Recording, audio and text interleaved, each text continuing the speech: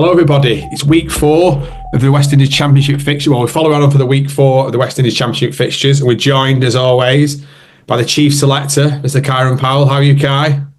I'm not too bad. How are you, John? Yeah, I'm good. Thank you very much. Once again, you got yourself right stuck in the middle of the action. Yep, I think it's the best place to be a selector from. You've got, hands-on experience. So I think George Bailey and the Australians may have been onto something back then. Well, yeah, true. So, a bit of a different approach this week. I'll name, obviously, the selections out, and obviously I want you to go into a bit of detail in terms of, obviously, why they made the cut. So, at number 0, we'll open in the batting, somebody who's in a bit of a key partnership with yourself, Demel Evelyn. Yep, maiden first-class century. Yeah. I think that he played really well. Obviously, when you make a century against Barbados, that, holds extreme value in West Indies regional cricket. I think for him, even more so being a Bajan himself, and with that being his first century as well, so I think he was very proud, very happy moment, not only for him, but for his friends and family members that were in the stand. I know his dad travelled to Dominica the match before to see him play, so it's pretty cool to see things like that happening for younger players, and it's going to be interesting to see how he plays out the rest of his career. Yeah, definitely. It's a bit of a shame he obviously picked up the cramp and stuff, because it sort of did change the momentum of the game a little bit, really, with yourself and stuff. But, I suppose naturally that's something that can happen, but also it's part of the learning curve of being and adapting in those situations, I suppose. Yeah, I think, obviously he was draining all his mental reserves trying to get to the 100. So, I tried as best as I possibly could to coach him to it and through it, and, eventually he got there. So I think that would have taken a lot from him, and so he would have experienced the cramps shortly thereafter. So I'm just hoping that in future, obviously now he's gotten over the map, the initial time, like he doesn't necessarily strip himself of all his mental energy, and he can carry on and bat the full course of a day and come back. Yeah, well, I think it's 2 things to pick up from that. One, the fact that obviously the experience of learning from yourself, you talking through it, so the experience of being there with you, but also he's now got that first class 100. So the next time he understands and breaks it down, and it's a completely different situation, and hopefully, it moves forward. So opening the batting with him, you've gone with Kirk McKenzie. Indeed. This is someone that obviously has played a few test matches for the West Indies, didn't have the best of times at it, but he got into the team off the back of that double century in the best of the best series. He doesn't really have too many scores either side of that. So I think it's good to see him come now. And he's had a rough season, but to see him come now and get a century and get a big century at that. Hopefully it's the start of a very good remainder of the season for him, where he can go on and kick on and get some consistent scores, because obviously the West Indies are going through a change of guard at the moment, and I don't necessarily think that he's going to be someone that they go straight back to, but I think that if he can finish the season well and have a good season in the 50 over stuff, and then the 4-day stuff next year to follow up, then I think that will sort of give him sort of enough time to work on a few things, and the value of scoring runs as well. There's nothing better than scoring runs as a batsman. So very happy to see that he was able to go on and score that 147.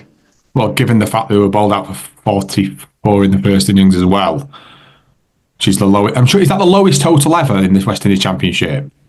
I'm not sure if it is, but I can't think of too many that would be too far off from that. Yeah. So I think, that was a shocker, especially when you look at the first innings of Guyana, who batted first and scored 360 something. So it's nothing that would have suggested that a pitch that would be dangerous or anything untoward. So I think that sort of even heightened the fact that they were bowled out for 44, making it such a dismal performance. Yeah, definitely. And then at 3, you've gone with Kevlin Anderson. Indeed. This is a young man that I've got the world of time for. I think he will be a very, very good player for the West Indies in the future, especially in the test format. I think he's still learning his limited over game, but I think that he's someone that understands batting long. He understands his strengths. I think this is his 4th first-class century in only 18 matches. Averages 40 plus, so he's doing all the right things. He got a half century in the second innings as well.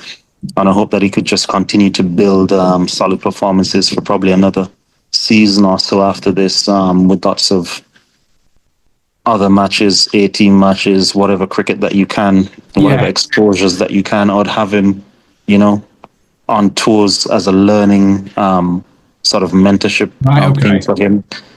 But I wouldn't select him into the team at this point. I'd let him continue to go away, work on his game, grow as a player, because he does look like he has all the prerequisite skills necessary for Test cricket. So I think that it would be good for him to harness those skills some more, and then sort of be a bit more ripe for Test cricket. Yeah, I was going to ask you that, and I think it'd be worth.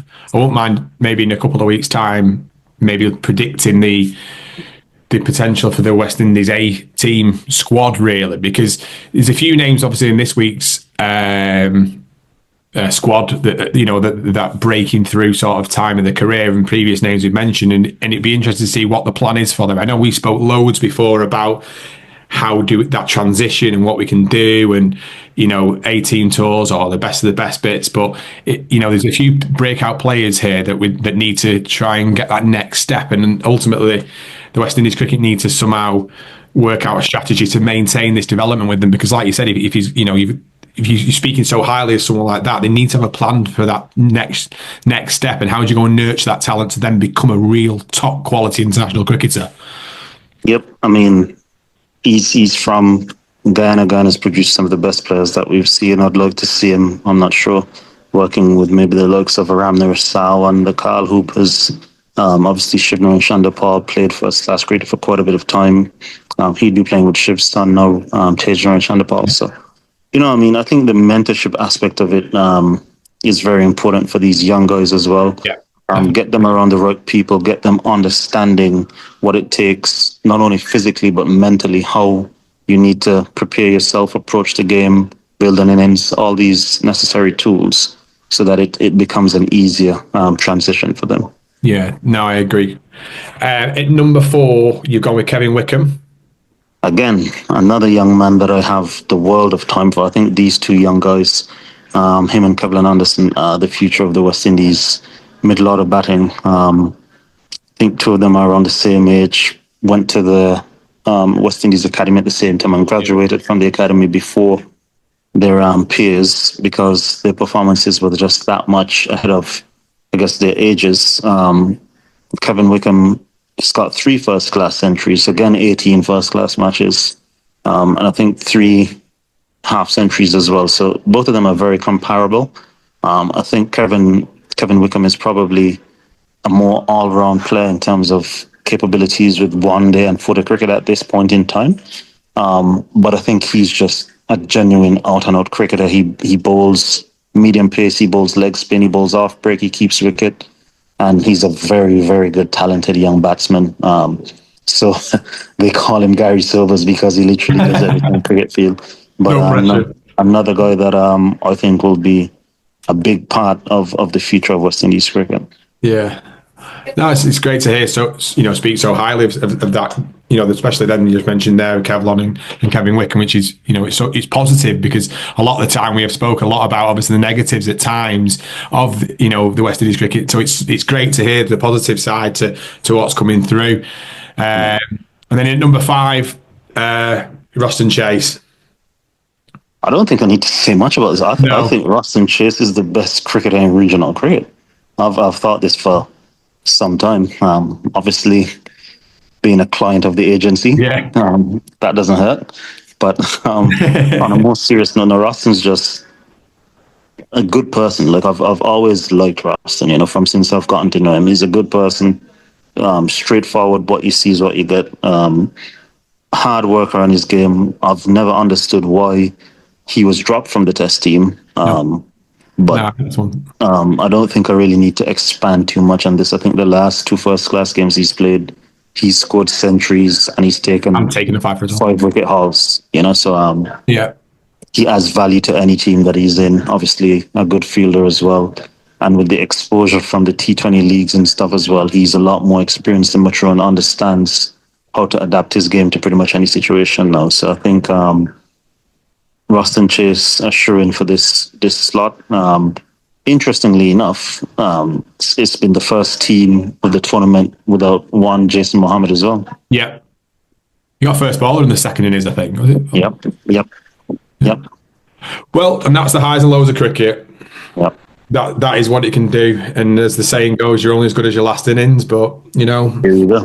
And that's it. But no, Roster was a shooting. And I think the way that, I know me and you spoke after day 2, it would have been, I think, when he got to the century, the CCC sort of showed that lack of sort of experience in that situation, where once they got rid of Jason Holder, I thought they might, whether you could have got a leader for 50, 60, 70 and still been in the game, which would still, would still have been a tough ask, don't get me wrong, but that little, lack of experience there, and Roston just put his foot on the gas, and ultimately the tail wagged, and they took the game away from the CCC completely, really.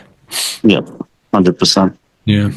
In at 6, and I hope I pronounced this name correctly, Shadrach Descartes, is that correct? I think so. I think that's how it's pronounced. I'm not sure. Definitely a French name. Maiden first-class century and bowled a bit of medium pace as well. I think he got some 5 wickets in the match across 2 innings. The Windwards are in a serious spot of butter, I think, at maybe 50 for 5 against the Leewards, and they got up to 480, which was sufficient enough for them to beat the Leeward Islands 2-1 in the end. So, I think when you're able to put in that kind of performance and get your maiden first-class century under those kinds of conditions, very well done to him. And, he's someone that's been in and around the CPL for, I think, maybe a season or 2 now, and he's getting his, first opportunity in and around the Windward Islands, Volcanoes, red ball setup, and he's grasped it with both hands. So fair play to him, and hopefully he continues to grow from here. Yeah, definitely. It's one of those ones that we spoke about previously where you're really influencing the game. Bit of trouble, well, I won't say a bit of trouble. They were at 50 for 5 or whatever it was. That partnership with Ryan John as well, it was a big game-changing performance, and that, like we spoke about in week 1 when we spoke about what we want to see from players. Yeah, we spoke about consistency, but ultimately it's that influencing that game and changing that momentum of the game, and not only changing the momentum, but then making sure that you take that game to that next level. And it's ultimately that was a match-winning performance. 100%. And as I said, he was the first one to sort of put his hand up in that batting lineup and start to right the wrongs of the early, breakthroughs that the Leeward Islands would have gotten. So, very well played to him. Yeah, definitely. And number 7, and I want to ask you a follow-up question on this, but Joshua De Silva, you've gone with at 7. Yeah, I think he's got his 3rd century in a row. Obviously got run out in the 2nd innings of that match, but this is what you ask of guys that would have been in and around international cricket and then lost their place to come back and dominate. For me, still not done enough to get back into the Test team yet. I'd like to see him really put his foot on the gas in these last 3 rounds and go and get 6 centuries in a season. I don't think he had 3 centuries before this in his career, and he scored 3 now in a row. So, go and get as many runs as you can. Make it a situation where it's not a question of if, but you've selected yourself. But I think he's in pole position to do that. He's clearly in a very good space. He's batting well. He's scoring runs, and hopefully he can continue to do that because West Indies need as many experienced players as they can, and I think that he's built up quite a bit of years worth of playing international cricket now, and we can't afford to continue to just build guys to this stage and then throw them away. So it would be good if he can sort of, continue this form, but continue to take this into the international scene as well. Well, my question to you was, do you think, could he get into the side as a batter? It's a possibility, as I said. Everything's on the table at the moment. He just needs to continue scoring well, continue batting well, and make it a headache for the selectors. If they want to stick with Imlak as the current Test keeper because he's only had 1 series, then do enough where you're still a member of the team. It's sort of a Johnny Bairstow, Matt Pryor situation. Fair enough. And then at number 8, obviously we touched on it a little bit before, but Ryan John. I think much like Roston Chase, this one goes without much of an explanation. if you get your maiden first-class century alongside Shadrach Descott, in the situation that they were in, and then get some, I think, 6 wickets across the match, there's not much more that needs to be added to that. He literally helped Shadrach to turn the game on its head. I'm not sure who got man of the match for that match, but it would have definitely had to be one of those two. And I think Ryan John also fields in the slips for the Windward Islands as well. So he's not one of these fast bowlers that fields in the outfield. So he's a proper handy cricketer, and he's someone that's been having pretty good seasons, I'd say, for the past year or two. So, to add the feather in your cap of having a first-class century is well done to him. Yeah, no, fair play. I've got nothing more to add to that, really, like you said. In terms of at 9, we've got Ali Mohammed. Yep, he was the chief destroyer in that first innings in Jamaica, when Jamaica were bowled up for 44, 6 for 17, got another 3 wickets in the second innings, so just barely missed out on a 10-wicket haul. He's had a pretty solid season by all accounts. Yeah, I think he's probably the leading fast bowler in wickets this season. 18, got some 18 wickets. Yep, correct. So, no, it's very good to see. I think last season was his first season, and then this season he's come back with that experience of having those games from last season under his belt, and he's really starting to put his hand up. So it's good to see. As I said, I'm looking for fast bowlers to take more 5-wicket hauls in the region. Don't leave it to the spinners to do all the work. And that last round, we actually saw quite a few fast bowlers getting some wickets, whether it be first innings or second innings. So very pleasing to see that there's somewhat of a pool of bowlers that we can start, I guess, building up around and probably inviting to camps and stuff. But very well done to Mr. Mohammed. Yeah, definitely. And again, he's one of them players who's been knocking at the door of our squads over the past couple of weeks as well, and that's great to see from a consistency perspective. So, fair play to him. Your spinner, number 10, obviously Jamel Warrican. Yep, he got 8 wickets in the match against us, along Roston Chase, both of them sharing 15 wickets in the match. I found it interesting facing him because obviously you see that slow stuff that he bowled in Pakistan. Yeah. Obviously the pitches are a bit more abrasive, so some kept straight, some spun. Didn't necessarily spin as much, but I didn't think that he would have as much control or consistency. Being able to pitch the ball, bowling at that pace without dropping short on more occasions than he actually did. So that to me was very impressive, because obviously as a batter, you see someone throwing it up like that, eventually you're going to want to go after him and try and hit it out of the park because you feel as though it's nonsense, which happened to me, unfortunately. But I think that the control that he was able to display bowling at that pace was very impressive to me. So well done to him. He's added another bow to his arrow, and it looks as though like he's sort of evolving and growing as a cricketer and having a lot of fun with it. What's your plan against him to go? Did you want to go straight against him? Yeah, because it wasn't really spinning that much. If anything, it was more so drifting away from it because of that breeze that pretty much comes across most Caribbean grounds, east to west. Pitch was a very good one, so if you look to hit him straight back over his head with long on a bit wider, generally it would have been a safer option. Or you could try and rotate the strike just by getting singles when he sort of over pitches, because he wasn't necessarily dropping short too much. Right. So I guess those were your options. Mm. And then another one who's been knocking at the door, number 11, you got Johan Lane. Yeah, he's second 5-wicket haul for the season, so I think that was worth some reward. It's good to see someone in the academy, these young fast bowlers, doing well. Yeah. I think it's his third 5-wicket haul of his career as well, so that's very impressive, because as I've been saying, we're asking for young fast bowlers to put their hands up. And even more impressive than that is the fact that he's doing it in the red ball version of the game, because we know that we sort of have a shortage of, I guess, next in line fast bowlers in the region. So it's good to see him sort of building up a good resume of strong performances. He bowled some 25 overs, so it's not a matter of him blasting people out, but he had to work for his wickets as well. So that again was something that was very impressive to me.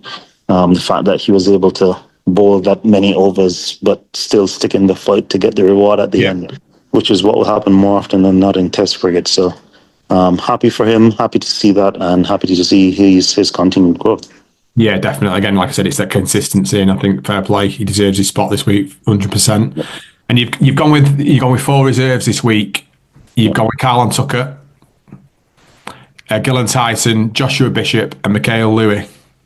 Yep, I think all were there and thereabouts for selection for the team, but I don't think that their, overall performances were strong enough compared to the others that made it into the final 11. Carlin Tucker following up that century against Barbados 2 games ago with another 71 against a good Trinidad bowling attack. So I think he's pretty much setting himself up as being next in line wicket keeper, the youngest wicket keeper around regional cricket at this point in time as well. So he's got a massive jump start on his age group of players in terms of wicket-keeping experience and scoring runs, which is what we want from our wicket-keepers. So I'm very happy for him, obviously.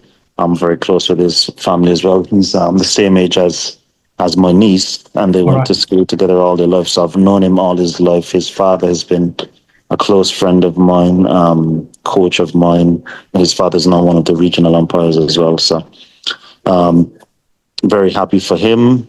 Joshua Bishop, his second first-class century. So you think of him, you think obviously predominantly of left-arm spin. He's been doing well for a few seasons now. But the fact that he can also contribute with the bat, and I think his batting average in first-class cricket may be 30.